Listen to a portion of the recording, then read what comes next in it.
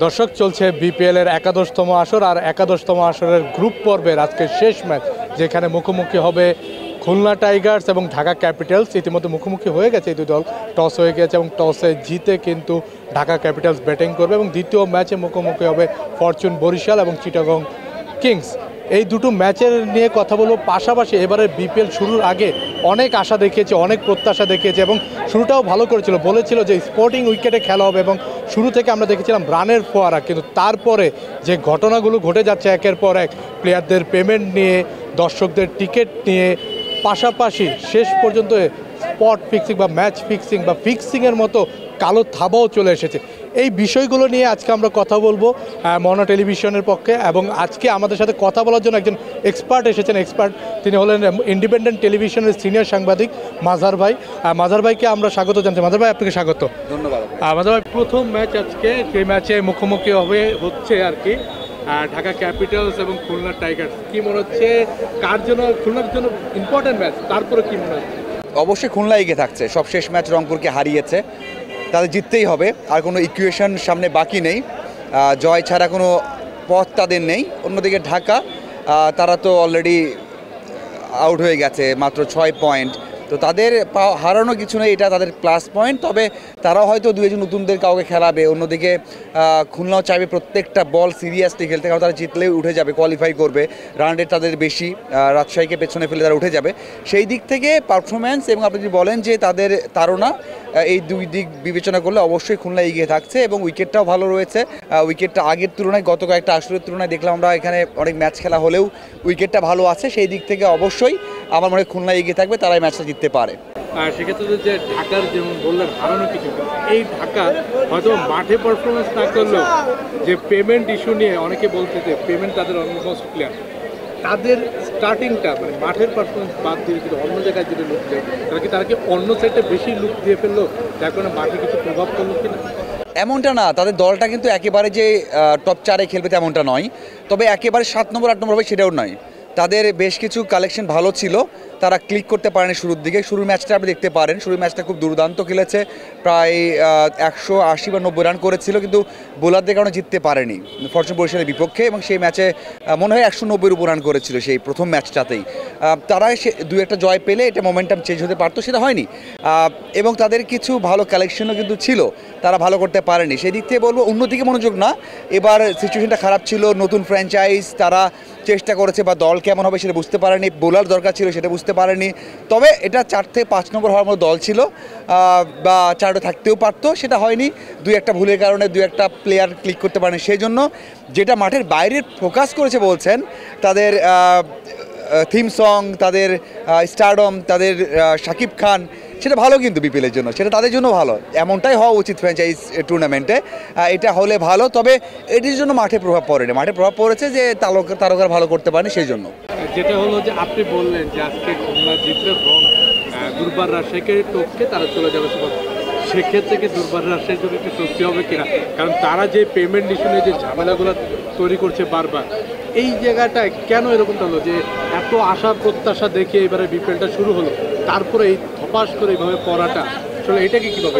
দেখুন, শুরু থেকেই এমনটা হয়তো হয়ে এসেছে। শুরুর ম্যাচ থেকেই আপনি যদি দেখেন, যখন ক্যাপ্টেন ছিলেন বিজয় রাজশাহীর, তখন থেকে একটা সন্দেহ কিন্তু তাদের মধ্যে ছিল, দানা বেঁধে ছিল। কারণ হচ্ছে তাদের ক্যাপ্টেন্সি সরিয়ে দেওয়া হচ্ছে। আমি নিজে ইন্টারভিউ করেছি মালিক পক্ষের অথবা হচ্ছে কোচিং স্টাফের, আমি নিজে ইন্টারভিউ করেছি যেখানে চেঞ্জ হয়েছে চট্টগ্রামে, সেখানে তারা বলেছেন যে একটা সন্দেহ তাদের আছে। তখন তো তারা বলেনি যে আসলে এখানে তারা ফিক্সিংয়ের একটা গন্ধ পাচ্ছে বা সন্দেহ আছে। সন্দেহ ছিল বলে তাকে সরিয়ে দেওয়া হয়েছে। একটা বোলার বারবার ওয়াইড নো দিচ্ছেন, তাকেই বারবার বল করাচ্ছেন, 60-এর ওপর রান দিয়েছেন, সেই দিক থেকে তাকে কেন নিয়ে আসা হয়েছে, বারবার কেন বল দেওয়া হচ্ছে, সেটা তো অবশ্যই সন্দেহজনক, সাসপেক্টেড ছিল। সেই জন্যই দলটা অনেক বিষয় আছে যে আপনি এখন বলছেন আলোচনা আসছে, বা শুরুটা হয়েছে শুরু থেকেই, সেখান থেকে কিন্তু চেঞ্জ হওয়ার একটা বিষয়টা শুরু হয়ে গেছে। এখন হয়তো বা শেষ দিকে আলোচনা হচ্ছে, আপনি এই টুর্নামেন্ট শেষ হলে আরও বেশি আলোচনা দেখতে পারবেন, তখন আরও সিদ্ধান্ত দেখতে পারবেন। এখন যেমন একটা নিষেধাজ্ঞা দেওয়া হয়েছে শুনতে পাচ্ছি, আর বিজয়ের যে দেশ ত্যাগ করতে পারবেন না, এটা একটা শুনতে পাচ্ছি আমরা, যে এটা হয়তো বা হতেও পারে। যদি এমনটা হয়, আপনাকে নিশ্চয়ই থাকতে হবে যে কোনো না কোনো প্রমাণ তো বিসিবি পেয়েছে, কোনো না কোনো একটা ক্লু তো তারা পেয়েছে, এই জন্য এই সিদ্ধান্ত নিয়েছে। কারণ বাকি 8 থেকে 10 জনের তো এই সিদ্ধান্ত নেওয়া হয়নি। তো আপনি যেটা বলছেন যে শেষ দিকে এসে হচ্ছে, এটা শেষ দিকে নয়, আমার মনে হয় শুরু থেকে হচ্ছে, সেটা শেষ দিকে এসে এগুলো আমরা সবাই জানতে পারছি। এবং অলমোস্ট আমি দেখলাম যে একটা অনলাইন পোর্টালে যে অলমোস্ট 7 থেকে 8টা ম্যাচ এবং বেশিরভাগ সন্দেহের টিটটা কিন্তু এই দুর্বার রাজশাহীর প্লেয়ারদের দিকেই বেশি ছিল। কারণ সেটা কি এই যে ফিক্সিং প্লাস পেমেন্ট ইস্যু দুইটাই ছিল তাদের, এবং পাশাপাশি এটা কি তারা কিন্তু মাঠে ভালো পারফর্মও করেছে, এখন কিন্তু পয়েন্ট টেবিলে 4-এ রয়েছে, এবং যদি আজকে খুলনা হারে তারা কিন্তু এলিমিনেটর রাউন্ডে খেলবে। তো তারপরও এই দলটার সাথে এরকমটা হচ্ছে কেন? কোন জায়গাটা আসলে ল্যাকিং ছিল আপনার মনে হচ্ছে? যে হুট করে এই মালিককে আনার কারণে বা সব কিছু মিলে আপনি কি বলবেন দুর্বার রাশিয়া? অবশ্যই কালচার, অবশ্যই আপনার তাদের অভ্যাস ছিল না, তারা জানতো না দল কীভাবে চালাতে হয়, কাদের কীভাবে পেমেন্ট করতে, পেমেন্ট না করলে কি হবে, আর পেমেন্ট করলে কি হবে, অথবা ইনকাম হবে কি না। অনেকে এসেছে এখানে যে ইনকাম করতে হবে, হয়তো আমি 6 কোটি টাকা ইনভেস্ট করলাম, আমার যেন 10 কোটি টাকা আসে বা 20 কোটি টাকা আসে। সেটা যখন হচ্ছে না তখন তারা বুঝতে পারছে যে আমি তো লস করে ফেললাম। এই যে লস করে ফেললাম, এই ধাক্কা থেকে তারা অনেক কিছু করে ফেলছে। আপনি যেটা বলছেন ফিক্সিং ইস্যু তো হতেই পারে, দল করতে পারে, প্লেয়ার করতে পারে, প্লেয়ার যদি পেমেন্ট না পায়, ধরেন কোনো প্লেয়ারের পেমেন্ট হচ্ছে 15 লাখ টাকা, হয়তো পাচ্ছে না, কিন্তু আপনি 2টা বল যদি ফিক্সিং করে সে পাচ্ছে 30 লাখ টাকা বা 50 লাখ টাকা, কেন করবে না? এবং বিসিবি, আমি এই দিক থেকে বলবো যে বিসিবির অবশ্যই একটা সিদ্ধান্ত নেওয়া উচিত, কারণ এই কাজটা এবার হচ্ছে তা না, আগে হয়েছে, প্রত্যেকটা মৌসুমে কম হোক বেশি হোক হয়েছে, কিন্তু কখনো কোনো কিছু সিদ্ধান্ত নেওয়া হয়নি, কোনো কিছু আইন করা হয়নি, আইনে আওতায় আনা হয়নি। তার মানে কি, এই যে এই তারকারা আছেন, 2-একটা নাম আছে, আপনি বললে আপনি বুঝতে পারবেন যে তারা ফিক্সিং করে। আপনি কাভার করি 10-12 বছর হয়ে গেছে, তো আমরা জানি যে কারা করতে পারে। সো সেই সন্দেহ ছিল, সেই সিদ্ধান্ত নেয়নি, এবং সেই পথটা আগের বিসিবি এই দিক থেকে স্ট্রং হতে পারতো, হয়নি। তবে এই বিসিবি যদি সেই স্ট্রং না হয়, কোনো সিদ্ধান্ত না নেয়, তাহলে আপনাকে বুঝতে হবে যে এই অবস্থা, দেশের অবস্থাটা আরও বেশি খারাপ হয়ে যাবে। আমার মনে হয় যারা করছে তারা আগে থেকে নিশ্চিত ছিল যে এখানে করলে কিছু হবে না, আগে থেকে করে এসেছে, তারাই করার সাহস পাচ্ছে। এটা হচ্ছে ক্রিকেটারদের প্রেক্ষাপট থেকে। আপনি যদি মালিক পক্ষের কথা বলেন, তাহলে তারা হচ্ছে, যারা আসছে তারা একেবারেই জানে না যে আসলে এখানে কী করতে হবে, কী করা যাবে না। হয়তো বা তারাও পেতে পারে ফিক্সিংয়ের অফার, তারা হয়তো অ্যাকসেপ্ট করতে পারে, আবার এটাও হতে পারে যে পেমেন্ট ইস্যুতে তারা পেমেন্ট কীভাবে দিতে হবে, না দিলে কী হবে, ইন্টারন্যাশনাল ইস্যু হবে বা আইনি ব্যবস্থা কী হবে, সেগুলো জানেন। আমি দিলাম, না দিলে না দিলাম, আমি স্যাটিসফাইড না দিচ্ছি না, আমি স্যাটিসফাইড দিয়ে দিচ্ছি, এটা তো হতে পারে না। এই রুলসগুলো হয়তো এখন যখন জানবে তখন বুঝতে হবে, তবে বিসিবিকে অবশ্যই কঠোর হতে হবে। সেক্ষেত্রে আরেকটা জায়গায় আসে, প্রায় 12 থেকে 13 বছর পর চিটাগং কিংসও আসলো।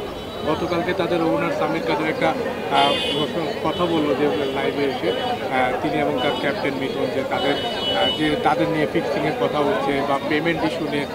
এই যে এত বছর পর একটা দল আসলো, আমরা প্রায় সময় ফেসবুকে লেখালেখি দেখছি যে তিনি 12 বছর আগে তামিম ইকবালের কিছু পেমেন্ট তার বকেয়া রয়েছে, অনেক ক্রিকেটারের। মানে আমি যখন একটা নতুন স্টার্ট করলাম, 12 বছর পর একটা স্টার্ট, আমার তো সব কিছু ক্লিন থাকা উচিত ছিল, কিন্তু কেন আমার এখানে এসেও এত কথার ভাগিদার হতে? তো এই যে মানে বিসিবির কি এখানে কিছু গাফিলতি ছিল যে তারা একটু সচেতন হয়ে দল গুছাতে পারতো কিনা, বা একটু বিপিএলটা আরও কয়েকদিন পরে করলে হতো কিনা, তাড়াহুড়ো হয়ে গেল কিনা বিপিএল আয়োজন? না, বিপিএলটা অনেকে বলছে দরকার ছিল না, আমি বলি দরকার ছিল। বিপিএলটা অবশ্যই দরকার ছিল। আপনি যদি বিপিএলটা না করেন তাহলে অনেক ক্রিকেটার ক্ষতিগ্রস্ত হবে, বাংলাদেশের টি-20 ক্রিকেট তৈরি হবে না, এটা দরকার ছিল, কিন্তু এইভাবে না। বিসিবিও বুঝতে পারেনি, যাদেরকে বিশ্বাস করা হচ্ছে, যারা ধরুন আপনি একটা ডিল করছেন, আপনি মালিক, আমি আপনাকে ডিল মানে বুঝিয়ে সুঝিয়ে নিতে চেষ্টা করবই, তো আপনি বুঝিয়ে গেছেন। আমার মধ্যে যে একটা মানে অসৎ মন আছে, আপনি জানেন না, আমি আপনাকে সৎ মন দিয়ে আপনি ম্যানেজ করলাম, কনভিন্স করলাম, আপনি দিয়ে দিলেন ভালো মনে, পরে আমি বেঁকে বসলাম যে না, আপনাকে টাকা দিয়ে পারবো না, আমি চলে গেলাম, উধাও হয়ে গেলাম, তখন আপনি কী করবেন? দোষ আছে বিসিবির, তারা চুজ করতে পারেনি, কাদেরকে দিব কাকে দিব না, এটা ঠিক, কিন্তু 100% দোষ তো বিসিবির না। যারা নিয়েছেন তাদের তো দোষ আপনার দিতে হবে, অবশ্যই তাদের দোষ আছে যে বিসিবি ভুল করেছে চুজ করতে, যে আমরা কাদেরকে চুজ করছি, যারা দিচ্ছি তারা ব্যাকগ্রাউন্ডটা কী আছে। যদি তারা ক্রিকেটকে উন্নতি করতে চায় তাদেরকে দিতে পারতাম। হ্যাঁ, এখানে অনেক কথা আসছে যে হয়তো বা অনেক পরিচালকের সম্পর্ক ভালো আছে, আজ দিতে পারতো, দেয়নি, সেটা হয়তো বা থাকলেও থাকতে পারে, কিন্তু অবশ্যই এখানে 50% দায়িত্ব বিসিবির আছে, 50% দায়িত্ব আবার দিতে হবে যাদেরকে বিশ্বাস করা হয়েছে, বিশ্বাস করেছে, ভুল করেছে, বিশ্বাস ভেঙেছে, তারা ভুল করেছে। আমার মনে হয় এই জায়গায় বড়টা গ্যাপ। আর আমি বলবো বিপিএলটা দরকার ছিল, এনি কস্ট বিপিএলটা দরকার ছিল, কারণ আমাদের আর কোনো টি-20 লিগ নেই। এই যে 12টা-14টা ম্যাচ খেলছে, এই ম্যাচটা দুনিয়াতে আমি খেলতে পারতো, তো ওই দিকে পারতো না। যতই আপনি ফোকাস করেন যারা দোষী তাদেরকে শাস্তি দেওয়া হোক, কিন্তু বিপিএল বন্ধ করে এটা আমি বিশ্বাস করি না। ভাই, আপনাকে অসংখ্য ধন্যবাদ আমাদের সময় দেওয়ার জন্য। দর্শক আসলে এক্সপার্টের কথা শুনলেন, আসলে মাঝার ভাই যে কথাগুলো বললো যে এবারের বিপিএলটা দরকার ছিল এবং যে বিপিএলটা শুরু হয়েছিল, বিপিএলটা খুব আশা নিয়ে শুরু হয়েছিল, তারপরে অনেক ইস্যু এসেছে, যেখানে পেমেন্ট ইস্যু ছিল, ফিক্সিং ইস্যু ছিল, ফিক্সিং ইস্যুটা সামনে এসেছে। আমরা জানি আজকে এনামুল হক বিজয় যিনি রয়েছেন, দুর্বার রাজশাহীর সাবেক অধিনায়ক এবং বাংলাদেশ দলের ক্রিকেটার, তাকে কিন্তু দেশ থেকে নিষেধাজ্ঞা দিয়েছে। অর্থাৎ কেন দিয়েছে? দুর্বার রাজশাহীর বেশ কিছু ম্যাচ নিয়ে ফিক্সিংয়ের একটা গন্ধ পাওয়া যাচ্ছে। সব কিছু মিলে মাজার ভাই যেমনটি বললো যে এখানে বিসিবিকে অনেক কঠোর হতে হবে, কারণ কঠোর যদি বিসিবি না হয় তাহলে পরবর্তী আসরগুলোতে কিন্তু সেম জিনিসটা চলবে। কেন ফিক্সিংয়ের কথা আসতো? কারণ ওই যে একটা কথা উনি উল্লেখ করেছেন যে প্লেয়াররা পেমেন্ট যদি না পায় তখন তারা কি করবে, কারণ একটা বল বা দুইটা বল যদি তারা ফিক্সিং করে ফেলতে পারে তাহলে কিন্তু লক্ষ লক্ষ টাকা ইনকাম করতে পারবে, যার কারণেই হয়তো বা এরকমটা হতে পারে। তো এই ছিল মিরপুর স্টেডিয়াম থেকে আমার কাছে সর্বশেষ। ধন্যবাদ সবাইকে।